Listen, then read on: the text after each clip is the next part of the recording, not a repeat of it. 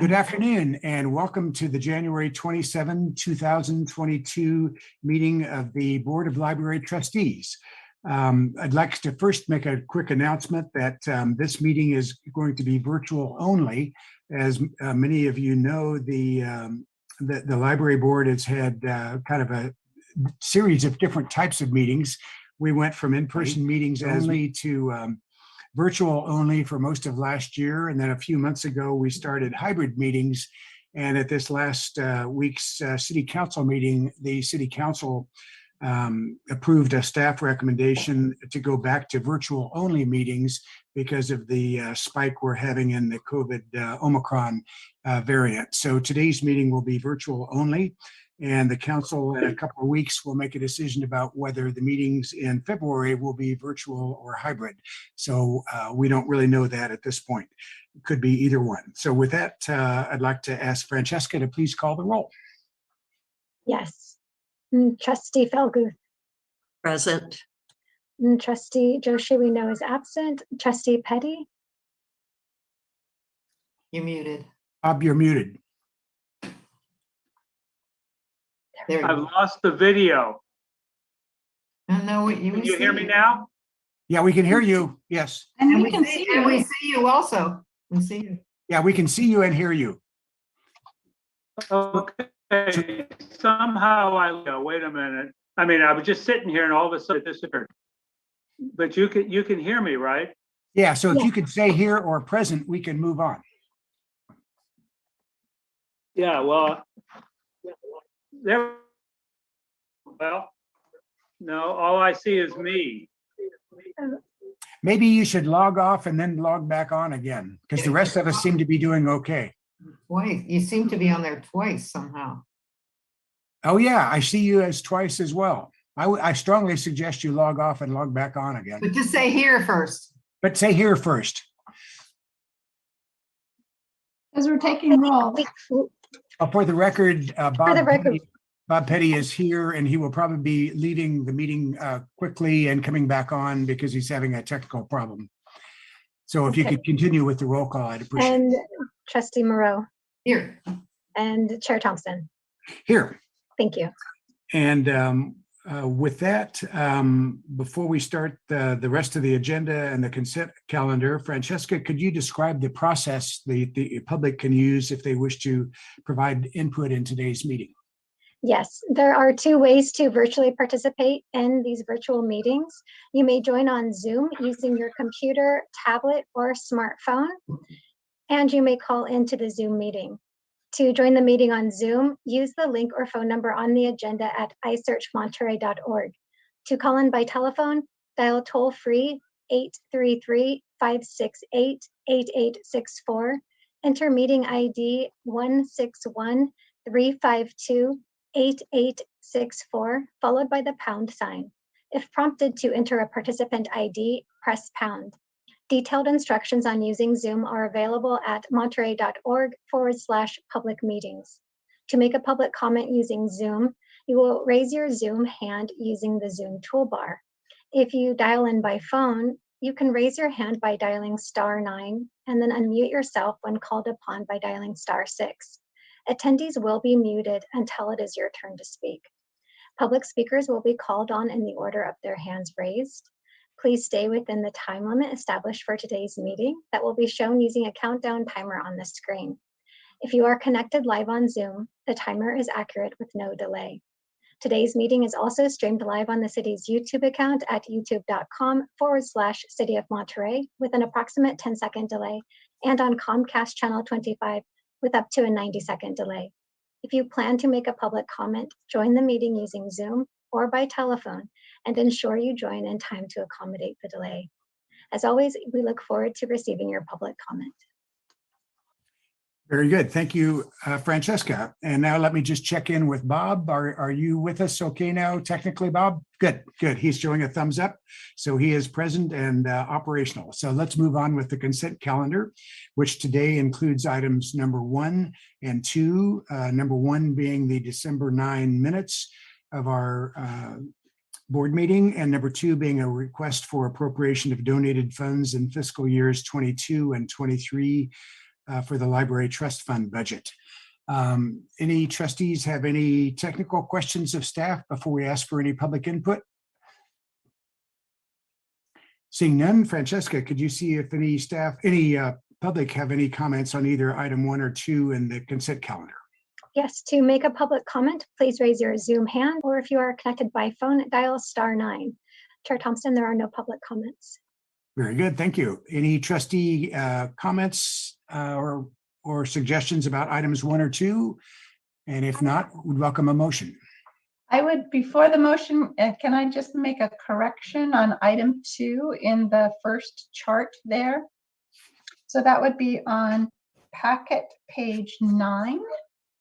Under January wish list, there is an item listed as a library magazine collection, and it says $3,641, and that should actually be $42. Actually, Inga, did you actually mean to say additional library materials rather than library magazine collection by any chance? No, actually, the Friends and Foundation gave us funds for, oh, let's see. Yeah, you're right. Sorry, additional library materials. It was that line. There was that item on the line. Yes. So that number should be 3,642 instead of 3,641. Thank you for correcting that for the record. Any trustee questions or comments or a motion? So moved. Second. So Marcia moves to approve the consent calendar and Jennifer seconds the motion. Any discussion on the motion? If not, could you please call the roll, Francesca? Yes, Felguth, Yes. Moreau, Yes. Petty, Bob, could you vote? We can't hear you. You're muted. there you go, Approve. and Thompson. Yes, so the motion carries 4-0 with 1 absence. Next item on our agenda is the public comments section of the agenda. And at this time, any member of the public can speak for a maximum of 3 minutes on any subject which is not on our agenda tonight, this afternoon, I should say. Francesca, could you see if any members of the public wish to speak under public comments? Yes, and a reminder that we do encourage members of the public to join our meeting via Zoom. You will be connected live in real time to the meeting. To join by telephone, dial toll-free 833-568-8864, enter meeting ID 161-352-8864, followed by the #. To make a public comment, please raise your Zoom hand or dial *9 if connected by phone. Chair Thompson, there are no public comments. Very good, thank you. Then we'll move on to the public appearance items, which are items 3 through 8 on the agenda today. And the first one is item number 3, a report from the Adhoc Survey Committee and provide direction to staff. And we have a very nice report on that, but I would imagine Inga or Jennifer or Bob may want to add some further comments before we discuss it. Oh, I'll just mention that we are going to be including a link to the survey or a little description of the survey and a request for people to participate in the city focus that is going to be published beginning of next week. So that'll get more exposure and hopefully even go out to people who might not be frequent users of the library. So that's a great way to get input from perhaps some other age groups, and then also diversify who we're hearing from. But other than that, I'll let the committee speak. Okay, very good. I mean, Jennifer, I'm sorry. Yeah, just a quick one. I know, Inga, we didn't have much of a response from Bookmobile users. Is there some kind of a game plan to identify that particular population and make sure we have their input also? Yes, so what happened was our Bookmobile went into the shop before the survey went out. And so we had printed copies of the survey in the library, but then we didn't have printed copies that people could sort of browse when they were browsing the Bookmobile because we didn't have the vehicle. So our Bookmobile service went from climb on board, talk to the staff, wander around, to very much, people pulling up, grabbing their holds, jumping back in their car again, especially because we also had a really wet season right when the survey came out. But now the bookmobile is back from the shop, knock wood. And so we have printed copies on the vehicle, and staff can talk up the survey for those folks. Very good. Any other comments, Jennifer or Bob? Bob? Yeah, I mean, this isn't the final report or presentation of the summary. It's kind of like a progress report for the little over 100 responses that we have so far. And Inga's already mentioned some new ways that are going to be put into play for getting responses. I did want to just ask about the responses to two of the questions, and I guess I'm asking this of Kim and Inga. The question about using the self-checkout machines. A lot of people throughout many of the questions said that they weren't coming into the library because they're still being very safe and cautious and not going in despite all of our precautions and everything. And wait a minute, trouble is all 10 of my fingers are working, and one of them is pushing this down and one of them is pushing it up on my tablet here. So just give me a second. We might have addressed the comment that you're thinking of. There was one person who mentioned they don't use the self-checks because they're not 6 feet apart. So David actually added some, because it's modular, our desktop is modular. We had some spare pieces. So David took apart the countertop that the self-checks are on, added a piece. So now they are 6 feet apart from one another. That was one of the two things. Good call. Okay.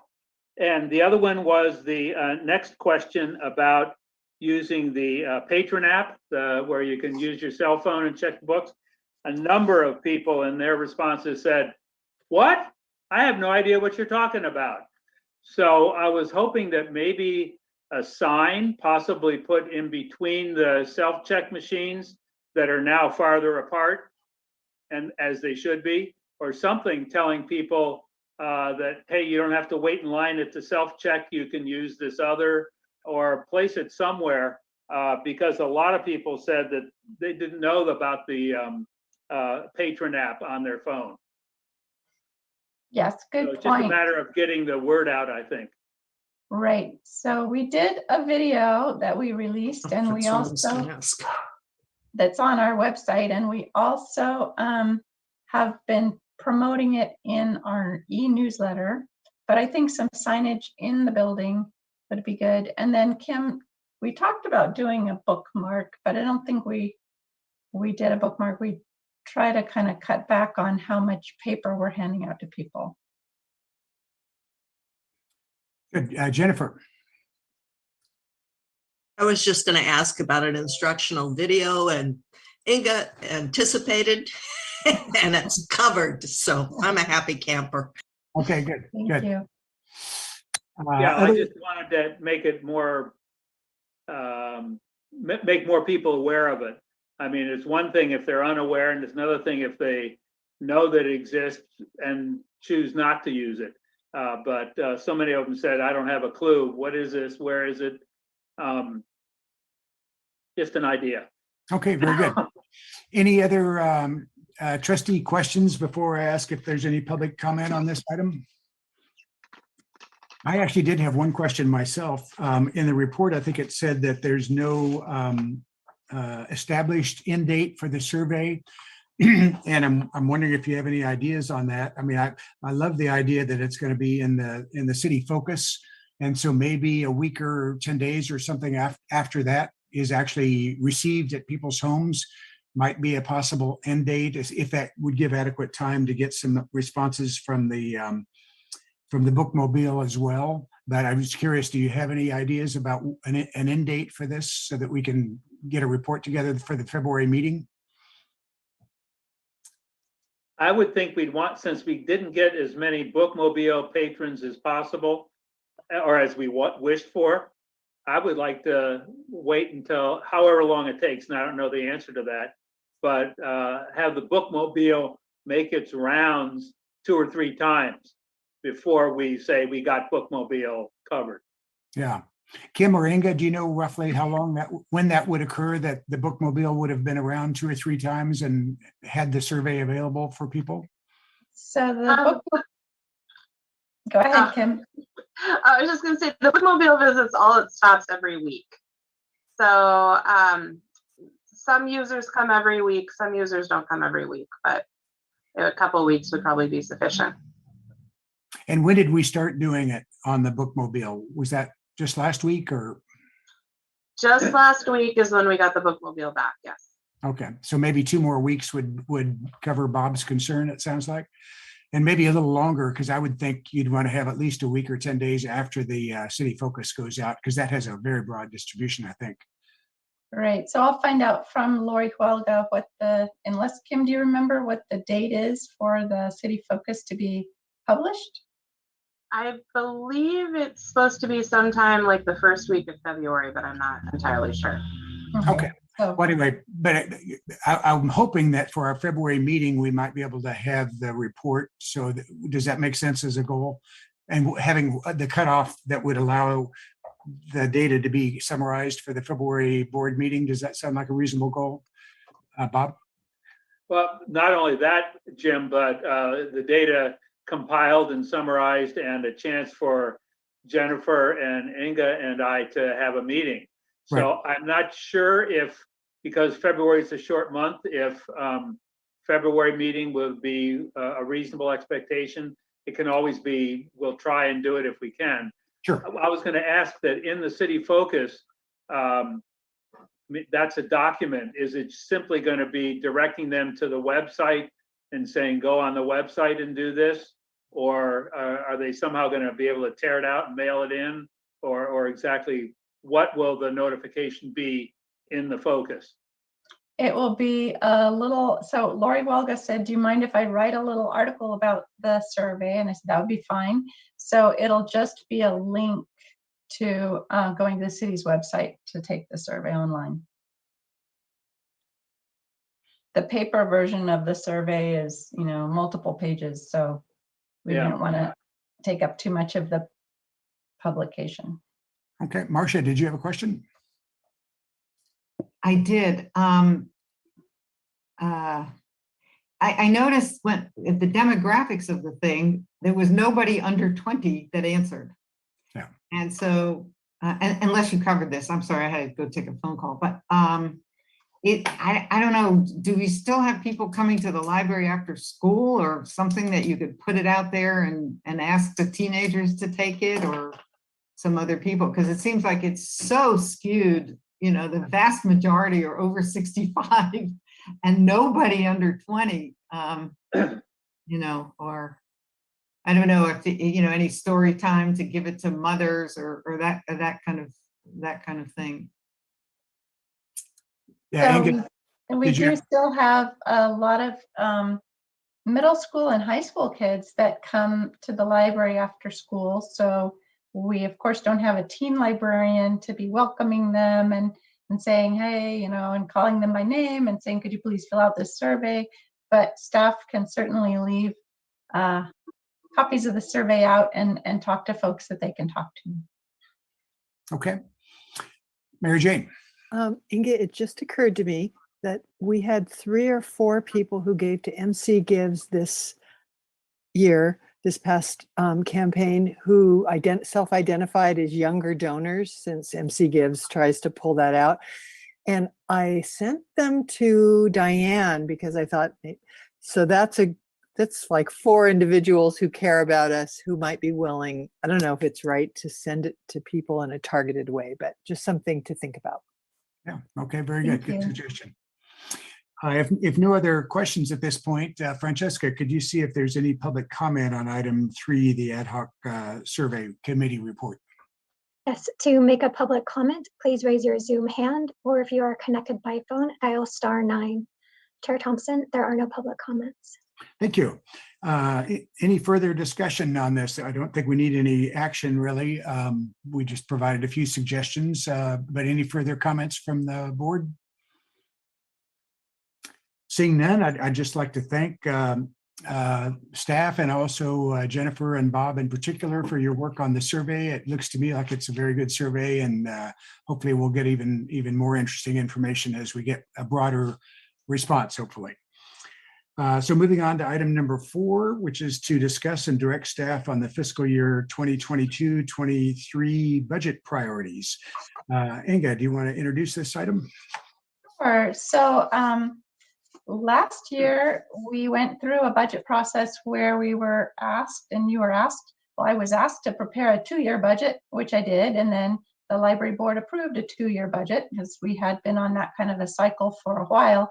But then the city decided to just bring 1 year forward instead because of all the economic uncertainty because of COVID and all of the cuts and so forth.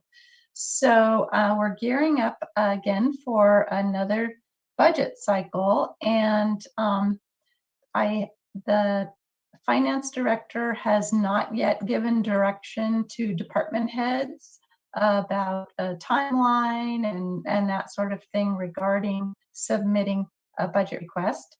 And of course, in the case of the library, any budget request that I come up with my staff would need to be approved first by our library board before it goes to the finance committee for the city.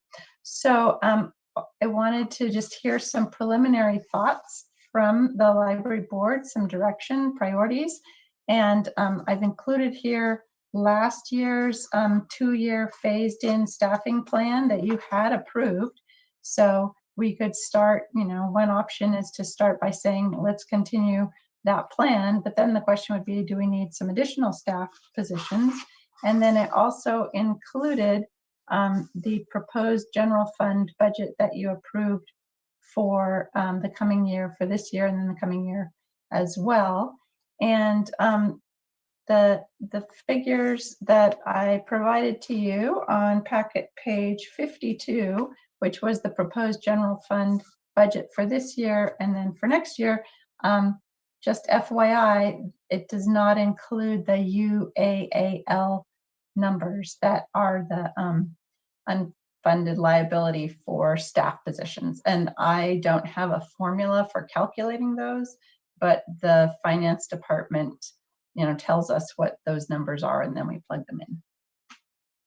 So I'm ready to take your comments and questions. Yeah, and actually, before we do that, if I could just add one other introductory comment, is my recollection is last year when we discussed this as part of the 2-year budget preparation, that even though we approved that 2nd-year budget, I believe several of us indicated that we were doing that with still being concerned that the city would be under severe financial constraints, and that we hoped we would be able to do more than what was shown there, depending on what the budget situation was when we got to what is now the case of early 2022. So I think we, at that point, set the stage for hoping we could do more than what was shown on packet pages 51 and 52. So anyway, with that additional introduction, I wondered if trustees would like to start the discussion. Marcia.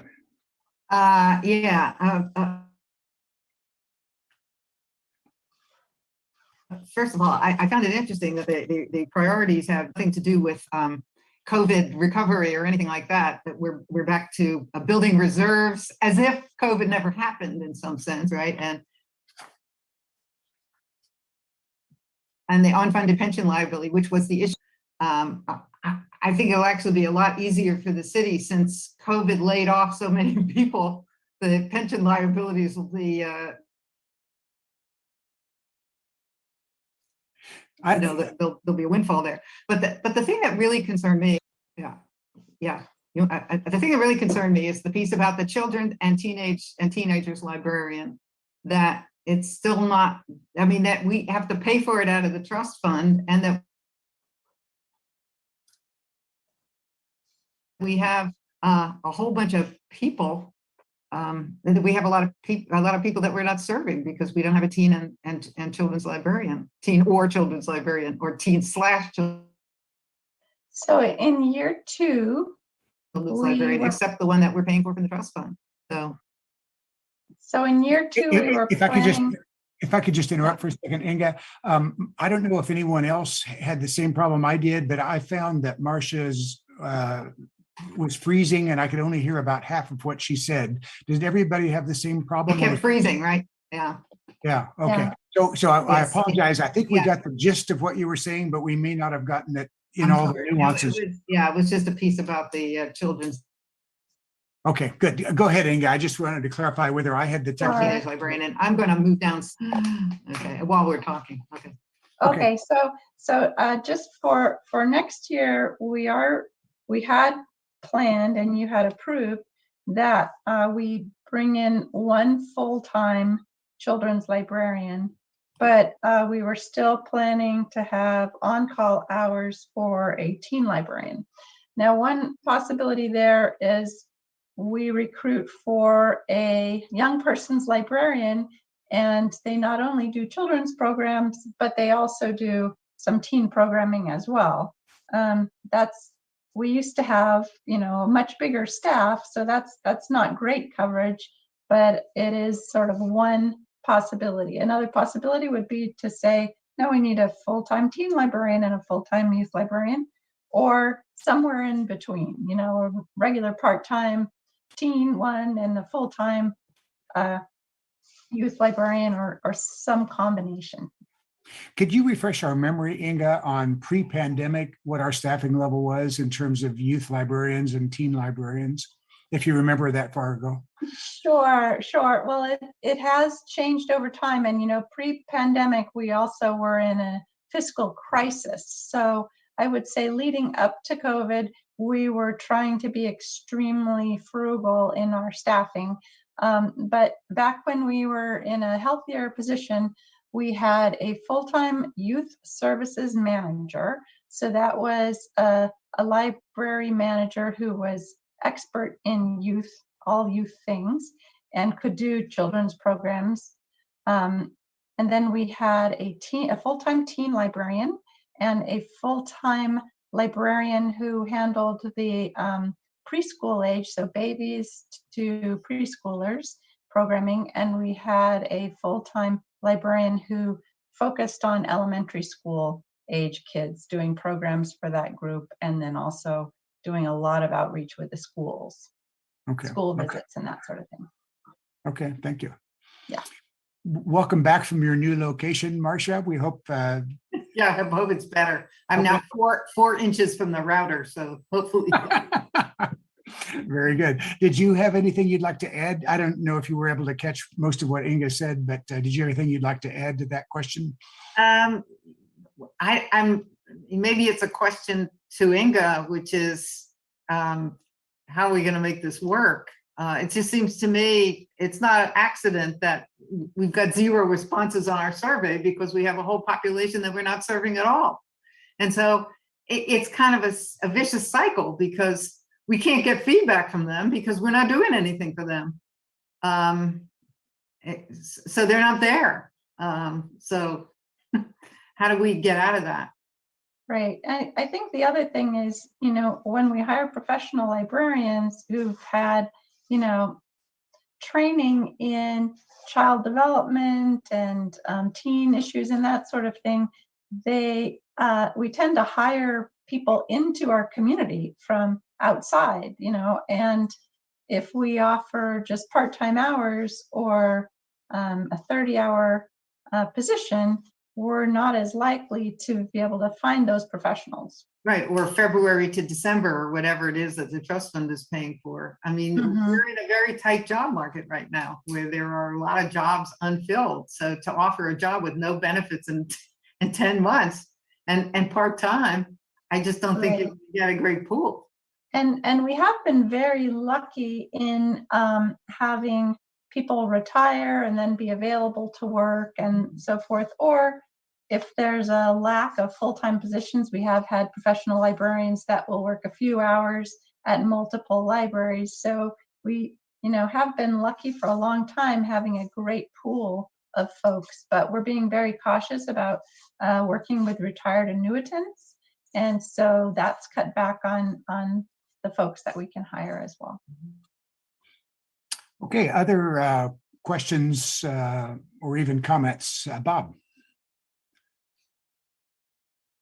Yes, I really like Inga's idea, and I think strategically it might be the most likely one to get support from the city and at the same time allow us to resume some of the programming for our under 20-year-old population, and that is to hire a youth librarian that would oversee both teen and child programs, at least initially.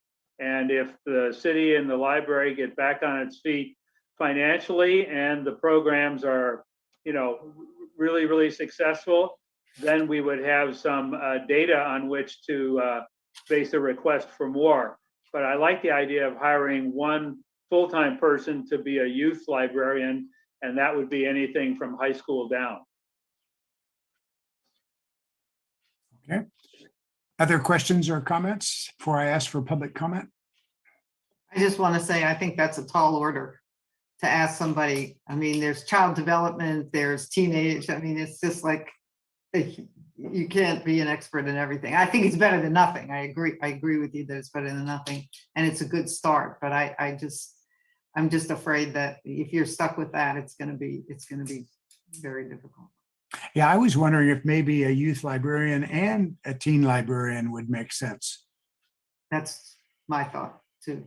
With some crossover. So we used to cross-train so that the person that did the baby programs and the toddler programs could do older if needed, and vice versa. I remember Ebony having to step in and do a class visit for first graders when we suddenly had a huge swarm of them, and something had happened to our full-time person who was going to be doing that. So that's one way of handling it, cross-training. Other questions or comments before I go to public comment? Jennifer? Yeah, I would definitely support a teen and youth librarian. I mean, those are your future library users. You need to get them hooked now, get them in the habit, and be there for them. So, I mean, it's kind of selfish self-interest, but it's also helping the community too. That's a really vital stage. Adults, usually can fend for themselves fairly well, but the younger ones can't. So I think that's really a critical age and a critical need. Okay. Other questions or comments? Actually, I have a question on the Bookmobile. It's currently a RPT position, a 30-hour-a-week position, correct?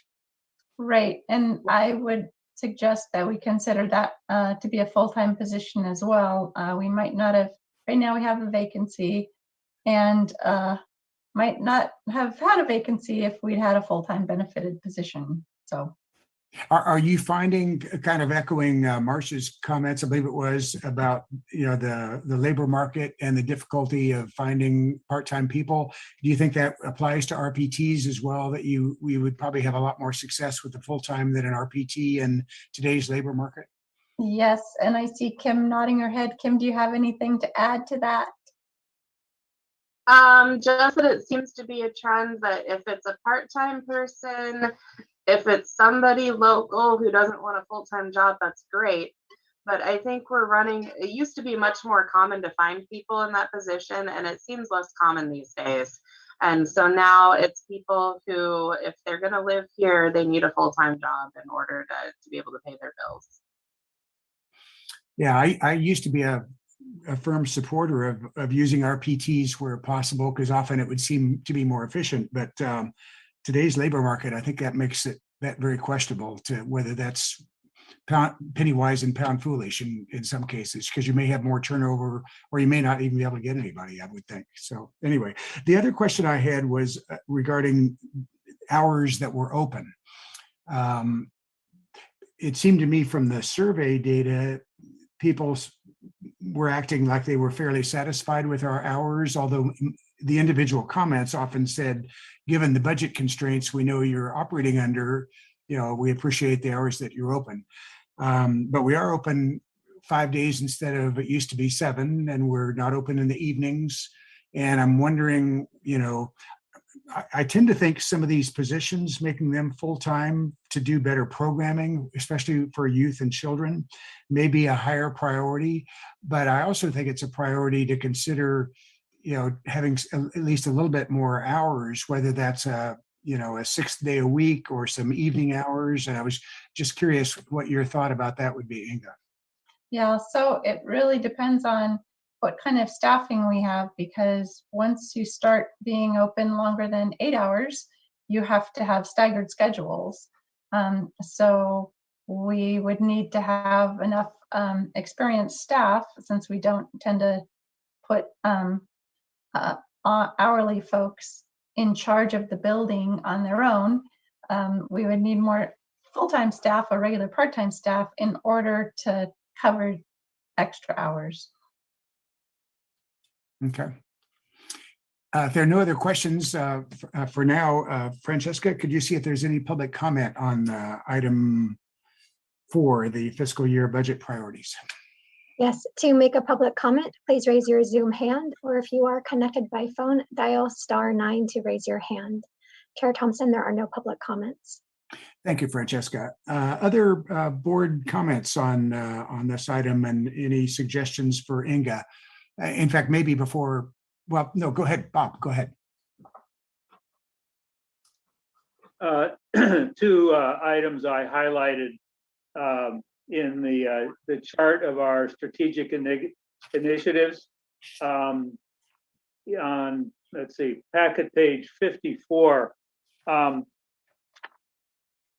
In a statement from our city manager complimenting Inga and Kim in particular, saying, send lots of kudos to Inga and Kim for obtaining that state grant to pay for a new bookmobile. And one result of that is requiring much less out of the city to supplement that and be able to afford that new bookmobile. The city manager also said that this acquisition of this funding, quote, will free up vehicle replacement funds, which we can use for other vehicles, including electric powered vehicles. And I noticed that in our priorities, the electric vehicles supplementing to facilitate outreach not only is paused, but it's only medium urgency and importance. And I'm wondering if conceptually we ought to upgrade those, especially in view of the opinion expressed by the city manager, and of course the acquisition of the additional funds that we didn't have when we created this initial set of priorities. Inga, would you care to respond? Sure. So we were thinking, so we have a bequest for $169,000, I think it's approximately. And if we don't spend that money on replacing the bookmobile, then it has to go to another recipient.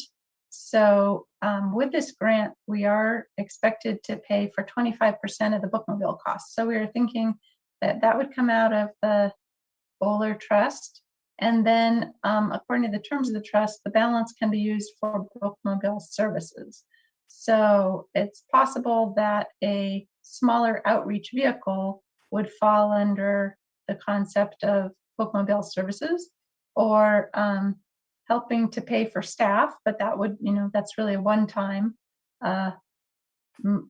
dollars, or also looking at the money that's been set aside for the city by the city for replacing the bookmobile. A portion of that could go towards this smaller outreach vehicle that we've been discussing. So where are we in progressing toward some kind of action in that regard? Action regarding purchasing a new vehicle? Ultimately, So in our grant request, we said we wanted to purchase a Sprinter van. And so we got the pricing for a Sprinter van, and we'll move forward on that process once the grant funds have been given to us. But in the meantime, Kim has visited the Sprinter van that the county received last March, and it's a really strong potential that we could do a piggyback project there. Often the city does piggyback purchasing for vehicles. So there we have a Sprinter van, that contract that was recently signed by a local jurisdiction. So that's a strong possibility. My assumption would be that under the terms of the bequest, we probably should complete the purchase of a new bookmobile before trying to divert any of the remaining funds to an electric vehicle, but that could happen perhaps fairly shortly thereafter. Is that the way you would look at it, Inga? I would, but of course we would want the city attorney to take a look at that. Right. Okay. Yeah, I just think we ought to do the homework and be ready to take some action when we can and get the approval and the money and all that, rather than waiting to start that initial research part of the project until after we have the money in hand.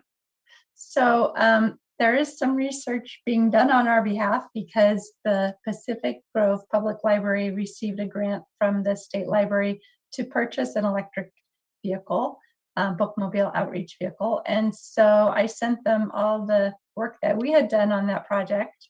There are those vehicles up in Los Gatos has one, and I think Saratoga, they're part of the Santa Clara County library system.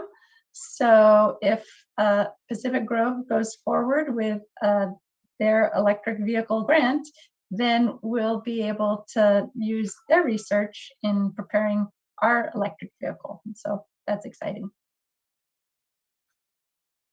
I had one other quick thing I wanted to mention on packet page 55. A number of people in the survey that we have so far mentioned, besides COVID, several people mentioned that they didn't want to come into the library because of the homeless population that comes in, and they find that uncomfortable, let's just say.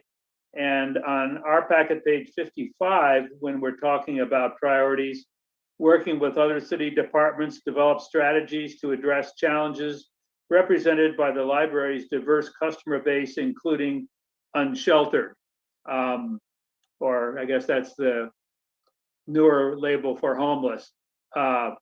Sounds much better, by the way, in my opinion. At any rate, in that case, the urgency was low and importance medium, and it's been paused. And I think that's something very important that we should also rekindle and look at. And I was wondering if anything along those lines has begun or has been planned. Mm-hmm. So we did have, there's a monthly meeting that the police were holding with the different service providers, and we used to have a librarian participate in those monthly meetings. And then when all the layoffs occurred, we didn't have the staff capacity. We can look into whether or not those meetings have resumed, because Sarah Nolan was actually participating as our representative before she was laid off, but luckily she's come back. The other thing is the city is having a study session next month, city council study session on homelessness. And what I've mentioned to the police chief before in conversations and the assistant police chief is this concept of having a social worker, as many libraries do, a social worker stationed at the library set hours per week who could help people find services. And the city does have a very good, it's called MDOT program, where they use social workers and other folks who help place homeless people or unhoused people and help them find services. So it's a work in progress. Okay, thank you. Any other trustee comments or questions? I was just curious about the next steps. I mean, is it possible to come back and say the board recommended this and that? I'm not sure what the next steps are.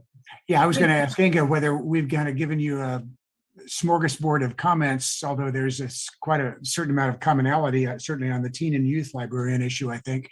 But did you want something more coherent from the board at this point, or is our varied comments adequate for where you need to go to start working on a budget proposal?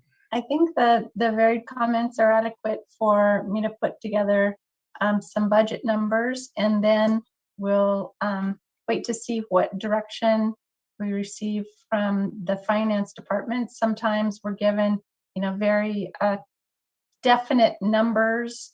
That's what happened with this year's budget. I was told to keep it under a certain level, and so I don't know yet if we're going to get that kind of specific direction or not. So I think it's great so far, the information that you've given me. Thank you. Okay. Does that answer your question, Marcia? Yes. The one thing I would like to maybe get a little bit more reaction from the board is concerning the hours that were open. Inga kind of described the difficulty of expanding the hours, or probably even the days of the week, the number of days of the week. But I was curious if any of the other board members have any comments on how high a priority that should be, especially in comparison to some of the additional teen and youth librarian issues. Marcia, did you have a comment? I think it's aspirational that there should be maybe one evening a week that would be open just for people who just can't get there just till say 7 o'clock or something like that. 1 or 2 evenings a week. I don't think we need to go to 5 evenings a week or anything like that, but just maybe something. I know any day you close, people will say, can't you be open on that day? But I would think that the evening one would be more of a priority than to add another day. Although that's also aspirational. I would prioritize them as give a couple evening hours so people who just can't come in during the week can come in the evening. And then after that, at some point, to aspire to another day, either Sunday or Monday. So I would say that it is rather heartbreaking on Mondays to see the number of students who hang out on the periphery of the library, on the library grounds, because it's still sort of seen as a safe place for kids to go after school, and even though we're not open. And of course, people continuously try to open the doors, being surprised that we're closed on Mondays. But I would say that opening a few evening hours, it'll be easier with reduced staffing to do that than to have a 6-day per week schedule where you really have to have adequate staff to be able to stagger your staff that significantly. Okay. Bob. I wanted to say I agree with Marcia that having a few evening hours to start is maybe the first priority.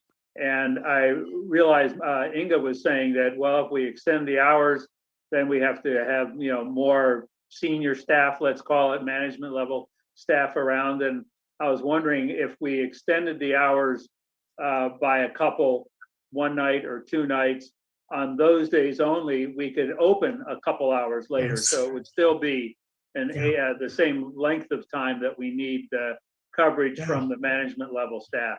And it maybe would eliminate that roadblock. That was exactly the point I wanted to make, was the possibility of doing that, just opening a little later. And I know from experience working there, it's pretty much dead after 8 o'clock in the evening. So you don't really need to have late hours. It's just people who work till 5 or 6 want to have an opportunity to come in. So I don't know.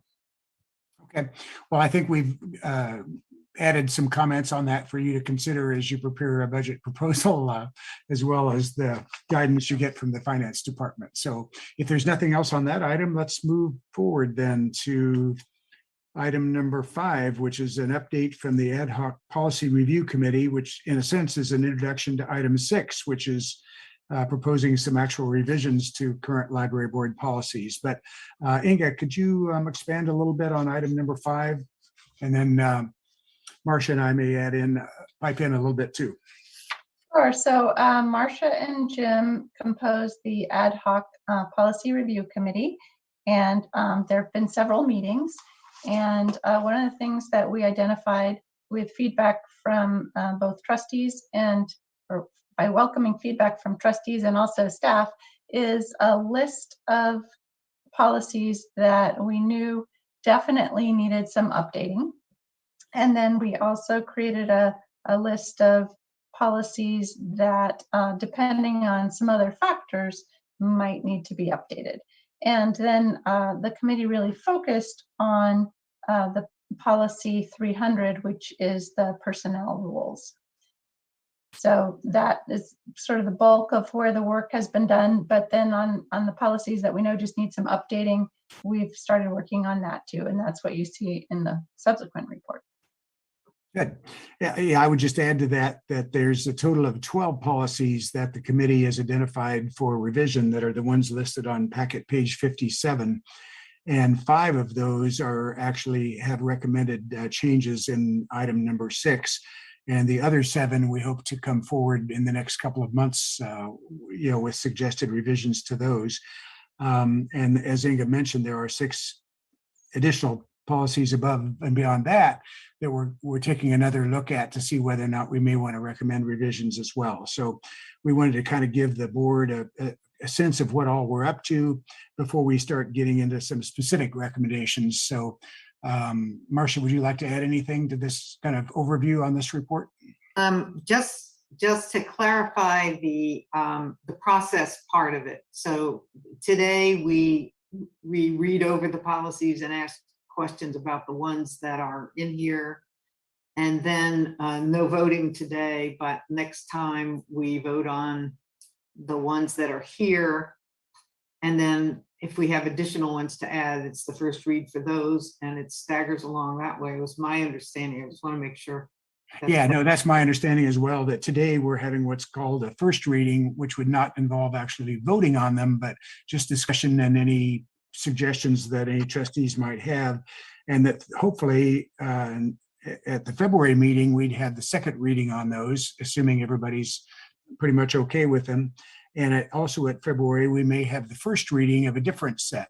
So we could have several chunks that we're dealing with over the next several months. And we thought that was far superior to bringing them all before you and having hundreds of pages of documents to try to read through for one meeting. We thought doing it in chunks would be much more workable. So that's kind of our strategy here. Any other comments or questions on this before I go to public comment? If not, Francesca, could you see if there's any public comment on item number 5, the update on the Ad Hoc Policy Review Committee report? Yes, to make a public comment, raise your Zoom hand, or if you are connected by phone, dial *9 to raise your hand. Chair Thompson, there are no public comments. Thank you, Francesca. Any further board comments or questions on this item before we move to the specific revisions being suggested in the next item? Seeing none, let's move on to item number 6, which is first reading of 5 policies. Inga, anything you'd like to add to the overview report on this? I think the overview pretty much says it. There are 2 policies that we're proposing be rescinded, and then there are 3 policies which we're just suggesting some slight changes to. And I'm happy to take questions. Okay, very good. Any questions for Inga before we go to public comment on these 5 proposed revisions? Bob? Yes, I believe that the interlibrary loan services policy is one of the 2 you said you're thinking about rescinding. Yes. And on packet page 59, in the middle of the paragraph about policy 135 for loan services, it says it refers to continued state funding of the zip book program as being maybe one reason why we don't need to have policy 135 anymore. For some reason, I was thinking the zip book program was history? So it had been declared history, I believe, and then there was a last minute flush of funds, and the governor approved the policy that the program continue. And I'm not sure, Kim, do you know if it's to continue for several years, or have you heard that? You know, I'm not sure. I think they usually try to get funding for a couple of years at a time, though. So this year and next year it's funded again. Oh, okay. So I'm not crazy in remembering that it was off the table, but it's now back on the table, maybe for a year or two.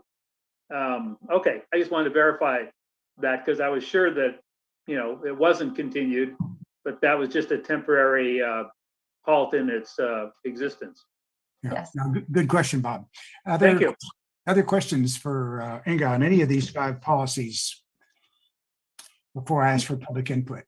And I should have said that policy 190 is one that Mary Jane worked quite a bit on. So if there are questions about the changes to that policy, I might call on her to comment about it because she put a lot of thought into it. Very good. Well, let's, Marcia, go ahead. I just had a quick question. Could you define what mothballing a policy is as opposed to rescinding it, or are they the same? Well, so at some point we might bring interlibrary loan back. So mothballing, to me, of course, that might be a term people are familiar with, but it's a way of preserving something and not using it, so that then you can bring it out of mothballs and brush it off and see if you need to make any adjustments and then use it again. So that's what I meant with interlibrary loan. Even we've suspended it now for so many years. We really, really don't want to say it's completely gone, but it just seems that, you know, at this point, we really shouldn't have it listed under our active policies. Yeah, if I could just add to that, when I saw that it had been temporarily suspended for 13 years, I thought that was really stretching the definition of temporary, at least in my mind. So I think mothballing is probably more appropriate after 13 or 14 years than continuing to temporarily suspend something. It just kind of seemed ludicrous to me to have something on the books as temporarily suspended going on 2 decades. I agree. Well, you could just say you're storing it in my garage, which is the same thing as saying it's all but lost. It might even get fermented there. Who knows? That's true. Yeah. Okay, Francesca, could you see if there's any public comment on item number 6, any of these 5 library board policies proposed for either rescinding or revision? Yes, to make a public comment, raise your Zoom hand, or if you are connected by phone, dial *9. Chair Thompson, there are no public comments. Thank you, Francesca. So any further comments on any of these 5 policies?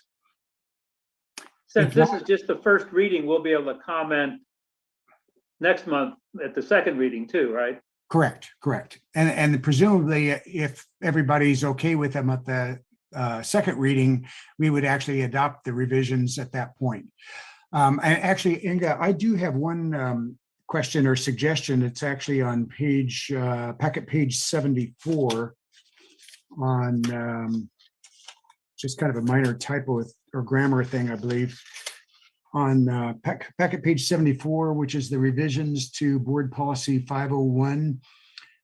There's a new paragraph now for dealing with emergencies and when we may need to close or modify the hours because of either a declared or undeclared emergency. And in that first line, it says, in the event of either a declared, comma, or undeclared emergency, comma. And it seemed to me those 2 commas before and after or declared or undeclared emergency were kind of confusing. And to me, it would read better and make a little more sense if we just deleted those 2 commas. So unless you see some value in them that I'm not seeing, I would suggest deleting those 2 commas. That's fine with me. And any suggestions like that, it would be great to have them now so that I can bring back a revised and improved policy for the second reading. Very good. Anybody else have suggestions, Bob? Well, I was gonna just email it to, I was gonna ask who should I email this to, but since Inga asked for it, if you just go back one page to 73, at the end of the first paragraph there, it says the board may decline gifts or support from any donor or third-party fundraising organization. That I think it should, since you're talking about gifts and or support, that's plural, and it should be do rather than does, to keep the verb tense correct. What I would Okay. maybe say is just the board may decline support that does not meet these objectives, because support and gifts are, you know, a gift is an example of support. So I would either change the verb or drop the word gifts and gifts and just say may decline support from any donor or third-party fundraising organization that does not meet these objectives. Any thoughts, Mary Jane or Inga, on that?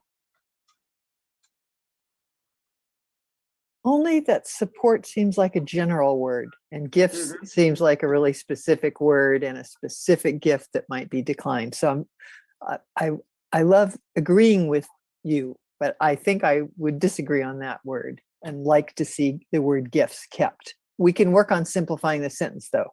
But yeah, in that case, you could change the does to do, I think was Bob's original point in terms of grammar, right? Leave the do alone as it was before. I think you Yeah. turned it into does and it should say do. Yep. Does that satisfy you, Bob?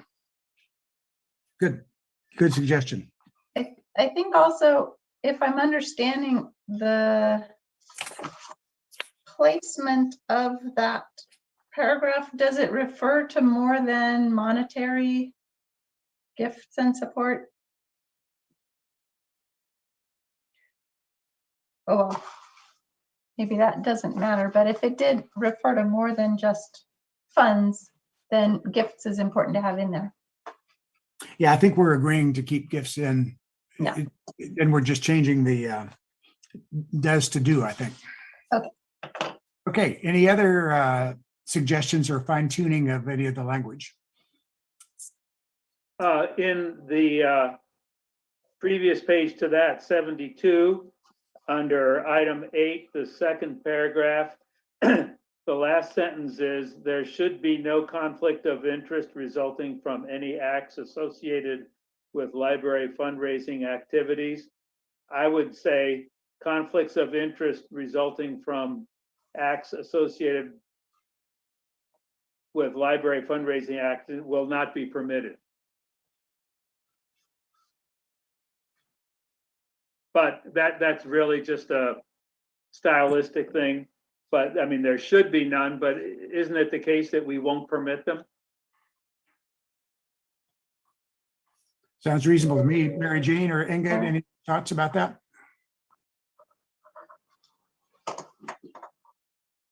Sounds fine to me. What about you, Mary Jane? I'm still looking for the citation that Bob's talking Okay. about. So Inga, if you are fine with it. It's just Mary Jane, it's on packet page 72, under item number 8, fundraising activities, the second paragraph that starts no individuals. It's that second sentence of that second paragraph that starts, there should be no conflict of interest. You find it now? Yeah, no individuals associated with library funding may benefit personally from, yeah, it's pretty arcane. So I think Bob Language, was isn't it? suggesting it's a conflict of interest resulting from any acts associated with library fundraising activities will not be permitted. Yeah, are not permitted or will not be permitted. Sounds great. And I think Trustee Petty pluralized the word conflict. So is that right also? I said Conflict. conflicts of interest, yes. Yeah, it should be plural. Good point. Yeah. Very good. Good suggestion, Bob. Thank you. Any other suggestions? And again, we can do a little bit more of this at the next meeting if we need to, although it's nice to get it done at the first reading so that second reading is a little more smooth. So thank you for bringing any of these issues up. Moving on then to our next item on our agenda. Unless anybody, one last chance, any other comments on item 6 before we move on? There's a lot of pages here. I just want to give everybody a full opportunity. Okay, if not, moving on to item 7, receive an update on photo archives collection. Thank you for that update. Inga, is there anything you'd like to add to that? It's kind of self-explanatory, I think. Yeah, I think it's fairly self-explanatory. And the exciting news is at our February history program, we're actually going to have a representative from the Monterey County History Society talk about the Monterey County History Society. So that'll be a nice opportunity for people to learn more about that organization and their holdings. Very good. Any trustee questions for Inga on item 7? If not, Francesca, could you see if there's any public comment on item number 7, the update regarding the photo archives collection? Yes, to make a public comment, raise your Zoom hand, or if you are connected by phone, dial *9. Chair Thompson, there are no public comments. Okay, very good. Thank you. Moving on then, is there any further board comment or questions on this item? I would just comment that Inga sent a very nice letter to the head of the Monterey County Historical Society, congratulating them, even though we had hoped to get it. It was a very gracious letter and offering to help with the collection if we could help out in any way. So appreciated that gracious letter, Inga. Moving on to item number 8, receive a quarterly report on trust fund activities. Inga or Mary Jane, would you give a little bit of an overview here? Sure. I'll give an overview of the first part of the report and then turn it over to Mary Jane. So this is a report that shows how much of the trust fund budget we've expended and then what kind of revenue has come in during the second quarter and then year to date. So that shows on pocket page 76 is a chart that summarizes that. So for revenue, we showed, and this is revenue going into the library's trust fund, $29,977.61 for a total year to date of $70,911.78. And then we've expended from the trust fund budget $32,097.85 for a year-to-date total of $98,077.52. And then on packet page 77, you have revenue detail. Most of the revenue that's come in has been donations. We also collect revenue from photocopies and from sales in the library store, but those are very, very small amounts. And then the chart just below that is the beginning of the expenditure status report, and that shows what we were budgeted. That's always the adjusted budget. And then what we spent in the quarter and what we've spent to date, and then the percentages, and that takes you all the way to the next page. And then below the chart on packet page 78 is just a few words about what monies were spent on. So that's kind of the dry part of the report, and then we go to the exciting stuff, which is how fund development was doing and what Mary Jane and I have been up to with regard to fund development. And to start on a particularly exciting note, let me note that there's a typo, an error on packet page 80 as one looks at the little chart that's embedded there. The good news is that the number in the lower right-hand corner, the grand total, is accurate. But as one moves left there, the total under restricted funds should have been listed as $76,000, $76,476. So that's just a typo that occurred during the amalgamation of the data that's manually put together for the chart and human error. But I think I would just call attention to the MC Gives project and to the Monterey Learns campaign.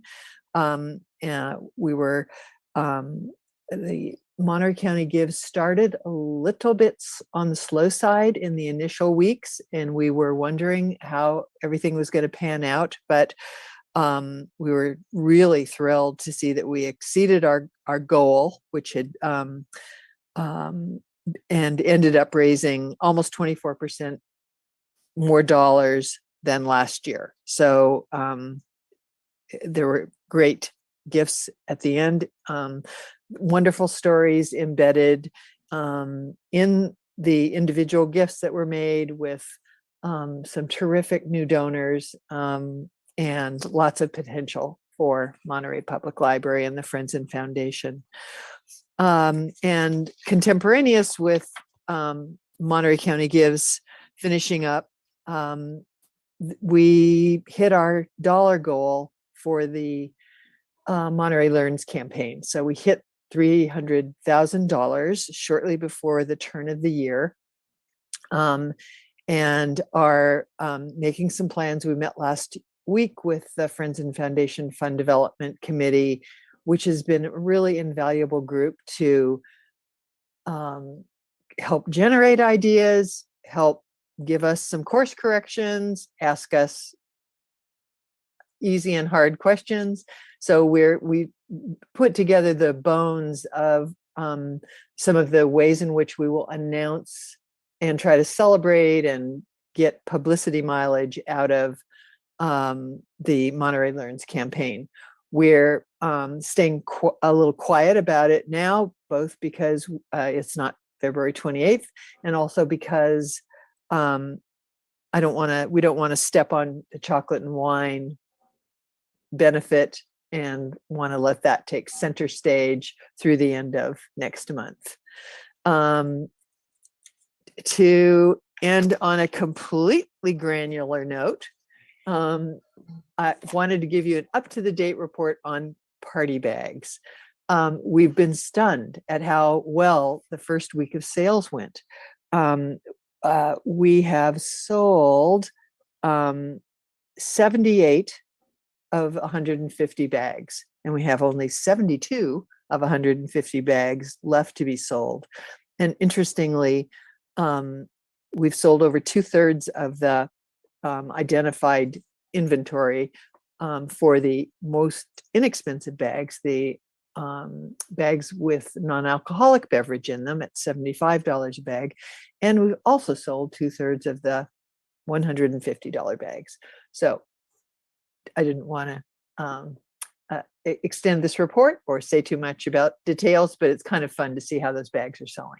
All this to say, we better hurry up and get our bags, right? Actually, yeah, there's 12. If you want 2 bottles of wine and a souvenir book and many other lovely things, there's only 12 of the $150 bags left. So, and we had 50.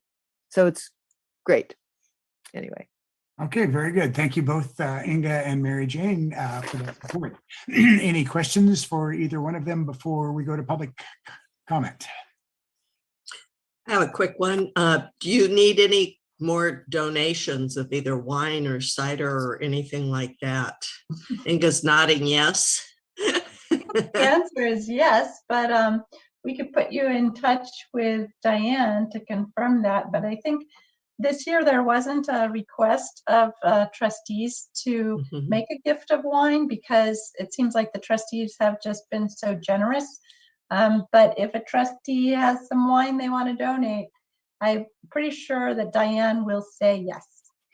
Yeah, I was just in contact with Bill Wachowski earlier today, and I can assure you that they would appreciate donations of wine. I don't know about cider, but of wine. And They're Mark? taking it on Wednesdays. They can accept your donation on Wednesdays and Saturdays during their time that they are also accepting book donations, which is Mhm. 1 to 3 in the basement of the library.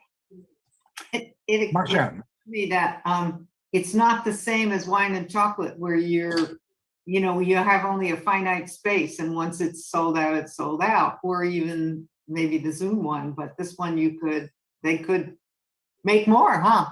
Well, yes and no. A wonderful souvenir canvas commemorative bag will hold the goodies this year. So and there's only so many that we have being printed. Excellent. We may do a little bit of switching because the 150 bags are so popular. We may try to increase the inventory of those, in which case we will need a little more wine because the fundraising's doing pretty well. The co-chair and chair of wine and chocolate are considering actually even just buying some wine because we can. So we're in good shape, but if anyone really wants to help, that would be Hal. Okay. But Very good. again, to reiterate what Inga said, you are all so generous with the library and with the Friends of Foundation. So. Very good. Any other questions on this before we go to public comment? If not, Francesca, could you see if there's any public comment on item number 8, the quarterly report on the trust fund activities? Yes, to make a public comment, raise your Zoom hand, or if you are connected by phone, dial *9. Chair Thompson, there are no public comments. Thank you, Francesca. I- Other something- questions or comments? I'm sorry, is that Inga? Yes, so I had something I wanted to correct, which was Jim had asked me, Trustee Thompson had asked me on packet page 80, did that chart include the amounts that we're requesting be appropriated and that you approved that we request be appropriated in item 2. So in item 2, you'll recall we were asking for you to approve of that we request of the council appropriation of the MC Gibbs money. So the MC Gibbs money is definitely in this chart. But then you also approved appropriation of the wish list money, and the wish list money was money that we received in January, and since this is the previous quarter, it doesn't reflect that. So just a small correction. Good, thank you for that clarification. Jim, before you move on, I'm sorry, I just got a call from the hospital and the ICU patient has woken up and visiting hours end at 6. So I'm gonna have to excuse myself. Thank you very much, and please give the patient our best wishes. Thank Yes. you. Sorry. So for the record, Marcia Mora has had to leave the meeting, but we'll continue on with the 3 members that we have. That's still a quorum. I just wanted to commend everyone involved in the Monterey Learns campaign. Exceeding $300,000 is just great work. So my compliments to Mary Jane, to Inga, any other city staff that have been involved, and particularly to the Friends and Foundation and their Fund Development Committee, and a major shout out to Bill Wachowski, their chair, who I think has had a major role in this as well. So good job, everyone, and thank you very much. So Jim, you mentioned other staff, and I just want to put in a plug for Francesca. So with MC Gives alone, we received 173 gifts, and that was 173 letters that Francesca printed for our signatures. So yeah, she's helped a lot with it. Very good, thank you. And Francesca. made sure we're correct. Very good, excellent. Okay, if nothing else on that item, moving on to informational reports and staff comments. Start with number 9, the financial report. Any additional comments on that, Inga? I didn't have any additional comments, but I'm happy to take questions. Okay, any questions about the financial report? I just have one question, and I believe I know the answer, but just to make sure that on the expenditure balances, both for November and December, if I understand correctly, both the budgeted amount and the expenditures are now including the UAAL, the PERS unfunded liability numbers. So I know I think it was last fiscal year, the budget didn't include them, but the actual expenditures did. And so that was very confusing to me, at least. But Correct. this year, your understanding is that both the budget and the expenditures each month include the UAAL. So we should be comparing apples and oranges with the budget and the expenditures, correct? Exactly. So this year they actually populated figures in a line, in a personnel line. I forget the 4-digit number, but they gave us a budget for the unfunded liability, and then every month they take out a 12th of that. So we're able to see that activity now. So that's done on a straight proportional basis. So we don't need to worry about spending more on the UAAL than we're budgeted for, because by definition, it'll be zero at the end of the year, basically. Exactly. Whereas last year they started taking it out, but they hadn't populated any money in the budget where they were taking it out from. So we were just looking like we were going negative. Right. Good. Yeah. Thank you. I'm glad to hear that. That's a much better process than last year's. That's for sure. Yes. Any other questions for Inga about the financial report? If not, Francesca, could you see if there is any public comment on the financial report? Yes, to make a public comment, raise your Zoom hand, or if you are connected by phone, dial *9. Chair Thompson, there are no public comments. Thank you, Francesca. Any other comments or questions on the financial report? If not, moving on to item number 10, receive the statistical report. Is there anything you'd like to highlight on that one, Inga? I would. So on packet page, let's see, what packet page is that? So packet page 90, a couple of things. So one is Trustee Joshi at our last meeting had pointed out that the footer actually overwrites the volunteer hours, which is the very last line in the printed copies of the packet. And so I'm glad to report that after this printing, David has fixed the chart that we print out so that it's not supposed to be overwritten anymore. He just made the text slightly smaller. That's one thing. And then the other thing is, which you can't really see in this printed packet that I'm looking at, but you can see in the online version, is that volunteer hours and number of volunteers had been left off for November. And so David has corrected that, and I'll just give you those numbers.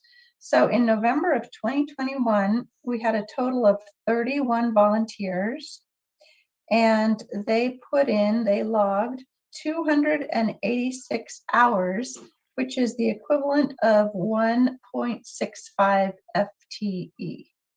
And that just reminds us how we really couldn't provide the circulation service that we're providing without those volunteers. They're shelving the books, they're pulling the books off the shelf to fulfill holds, they're reshelving them again. And we are very, very appreciative of our volunteers. That is all I had to say in commenting on. Very good. Thank you for those clarifications, Inga. Any trustee questions about the statistical report? Bob. Yeah, I'm unmuted. I have several things. I had two things. Now I have three, because I wanted to mention to Inga that when I downloaded the agenda packet, and Yes. I'm looking at it now off of my jump drive, that bottom line of the volunteer information is still obliterated by the last line. Okay. So whatever. I think what she was suggesting was for the February report and thereafter, it should be correct. Okay. But yeah, we're aware that this one is problematic. Can't This read one it. is too. Okay. The one thing I found very interesting is that if you look at I'm on packet page 90. The very first line shows that from 1 November to the next, we had a 300% increase in visits to the main library, which is not unexpected because we reopened, but I just think that's a tremendous statistic and something that really shows how valuable the community and what high esteem the community holds our services and libraries. Now, the next thing I want to mention and point out in a couple of locations, again, on that same packet page 90, where we look down at the above volunteers, we talk about programs and program attendance. As in the past, number of youth and teen programs is down significantly, and the attendance is down about the same amount. But when we look at programs for adults, this chart shows that year to year, 2019, 2020, 2020, 2021, December through November, number of programs for adults is down 31%, but the attendance is only down 8%, which kind of says, hey, the adults are not dropping out in proportion to the number of programs. Well, I just want to say that even that interpretation isn't, what shall I say, positive enough, because if you look at under the attendance there, 2140 attended, 139 programs in the first year there, and that averages out to about 15 people per program. If you look at the next line over under the 2021 column, and it's only 1970 in attendance, and that accounts for the 8% lower, but that's over only 202, that's over only 96 programs, and that is an average of 21 adults per program. So actually the average attendance per program went up. And if you continue down to the next chart on packet page 92, and you go down to those same sections, you see this is we're going back a little ways, 2018-19 versus 2019-20. And you see that it shows a decline of 39% in the terms of the number of programs, and the attendance actually going up 2%. That speaks for itself. But go to the last chart, and then I'll be done here, where it's the more recent years. It's January to December calendar year 2020 versus calendar year January to December of 2021. It shows adult programs down 28%, attendance down 14%. Again, you say, well, they're not declining as much as the programs are. Well, actually, if you look at the 2020 numbers, which is 2219 divided by 130 programs, that's about 17 people per program. And if you look at last year, it's down to 1910, 14% decrease, but it's over only 93 programs. And that's actually an increase up to 21 people per program. So it's almost, it's 24%, almost a quarter, 25% increase in the number of people per program. So I'm tying this into the idea that what is a new normal? And it's not just flipping the on switch and resuming programs that we had done before, even if they had been successful in the past. To me, the new normal should reflect some work that both the board and the administrative staff have done in the meantime, when we've had a lot of downtime and we were unable to do things because of funding and or COVID. And we've come up with some new ideas that are, like I say, creative, innovative, and different. And it could be taking the same old thing and making it better, but noticeably. And I think because we've been doing mostly remote programs for adults, the figures and the average attendance per program that I was just reporting is a separate way of looking at what these numbers really mean. I think should say to us, in my opinion, these kinds of programs are really a hit with the adults. And if we want to point to something that we have tried and learned over these down months and years that we want to continue and expand and really, you know, wave our flags and pat ourselves on the back for doing, it would be these kinds of programs for adults, because the statistics, even when it looks like there's a drop in the percentage, there's actually an increase in the number of adults per program, as I pointed out. So I would just like to use this as statistical support for not only these programs, but for thinking about what else we can do that's not just restarting what we've done in the past, even if it's been successful in the past, but looking really forward to some, you know, new and innovative and creative things, of which these are examples, because we're certainly doing these now when we weren't doing them before. We were trying to do everything in person. And a lot of people in the survey have said, I really miss the in-person programs. We start having them, I'll come, and I believe that, and we should do that. But if that's all we did, it would just be restarting what we've done for years and years. And this represents something, I think, pretty spectacular and new. So thank you, Trustee Petty. And I just want to do a quick shout out to Sean Briscoe, who's been doing adult history programs for us. Yeah. The January program with Tim Thomas interviewing Don Coors, who has just published a new book on Ed Ricketts. We had 135 participants on Zoom.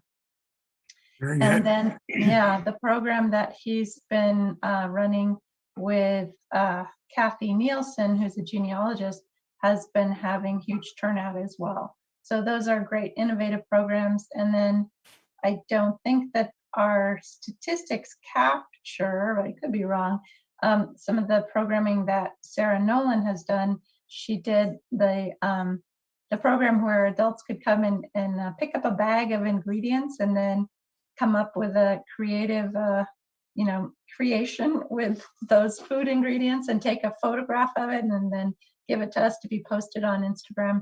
And that was wildly popular as well. It was, of course, limited because of limited number of ingredients, but that's the kind of innovative programming that we're developing. And of course, Francesca started out with our last summer doing a book to action program that was very popular. So I think staff it's really generated a lot of creative ideas on the part of staff. Well, my comments were in part meant to, without saying so, be complimentary and sending more kudos to the staff who were involved with those. And you mentioned the attendance in this month's program. The one in the program that Sean did with Tim Thomas in December, which was about Joe Mora, also had well over 100 participants. I was one of them, so I was keeping like a head count. I was curious. And so that's just, an example of how we're changing some things and reaching out, and a lot of people are finding them worthwhile. And you're right. And one last thing about those is because they're Zoom programs, he's recording them, and then we put them on our YouTube channel, and people can continue to watch them afterwards, so that they continue to be a benefit and a resource for people who are interested in local history. Very good. Thank you for those comments and observations, Bob, and for a little bit more background on that, Inga. I agree with Bob. The excellent work the staff's been doing in a lot of new and different ways, as well as ongoing ways. I don't think we've asked for public comment on this one yet. So Francesca, could you see if there's any public comment on item number 10, the statistical report? Yes, to make a public comment, raise your Zoom hand, or if you are connected by phone, dial *9. Chair Thompson, there are no public comments. Thank you, Francesca. Inga, under this this heading of informational reports and staff comments, are there any verbal reports that you wanted to make to the board? What a great question. I think you were planning on talking about the Bookmobile grant, but we've already kind of covered that. I don't know if there's anything you wanted to add about that. I'll just quickly reiterate that we're so excited that we were successful in seeking funds from the state library for replacement of our Bookmobile. We've been awarded a grant for $144,000, and we'll be pitching in $48,000 for a total of $192,000 to replace our bookmobile. It's time, because our very well-loved, popular bookmobile is spending more and more time in the shop. And it's huge thanks to Kim Smith, who wrote most of the grant and kept us on track, getting it turned in on time and so forth. So we're very excited about that. Very good. And again, congratulations and thank you, Kim. If there's nothing else that you have under informational reports, Inga, I think we'll move on to trustee comments of the 3 trustees that are remaining. So I'll start off with Trustee Petty. Do you have any trustee comments tonight? Just one. I want to congratulate the Friends and Foundation Board and Mary Jane for what looks like a tremendous preparation for and what's going to be a very, very successful chocolate and wine event coming up. And hopefully a year from now, we'll be talking about having the first one indoors for several years. One thing, since this seems to be so well responded to by our supporters, I think we've entertained this idea before, but I wonder if now's the time to entertain some kind of maybe not as big an event, but similar kind of event in the summertime. And, maybe 6 months later in August or something. And because I can envision if we're still outside for wine and chocolate, it might be too cold, but having off to the side a little auxiliary wine and chocolate. So when people come to pick up their bag that they've bought, they can also swing by a table and have a cookie and share a glass of wine and visit with whoever else is there in the parking lot, and keep your distance and all that kind of stuff. And I'm wondering if maybe we could plan for something when the weather's warmer and outside later in the summer, because it seems like people really dig this kind of activity. Just a thought off the top of my head, and not for discussion necessarily, but just something that I know I would certainly support. I will pass it along. Food for thought, or it's a drink, whichever. Yeah. I'm thinking about both right now in about 10 minutes. Very good. Any other comments, Bob? Thank you. Good work, everybody. Yes, I agree. Vice Chair Felguth, any comments tonight? I'm just thrilled about the Bookmobile grant. As a former MPL Bookmobile librarian, it warms my heart. I am just thrilled. Good work, all of you. Thank you. Agreed. And I just have one comment tonight, and it's actually a comment on behalf of Harish, who is not able to be here tonight. And he asked me to acknowledge the passing of Barbara Sovereign on December 30. As most of you know, Barbara was active with the Monterey Public Library Friends for many years and was on the Friends board of directors. And both she and her husband, Mike, were active with the wine and chocolate, especially the chocolate fountain. And Harish apparently actually worked next to them quite a bit in that. So he in particular wanted to ask us all to remember all of her contributions to the Monterey Public Library and to send our sympathy to her husband, Mike, and the family. So I just wanted to pass on those remembrances and the warm feelings that Harish had about her and her husband. So with that, if there's no other business to come before this meeting, we'll adjourn this meeting to the February meeting of the Board of Library Trustees. Thank you and good night.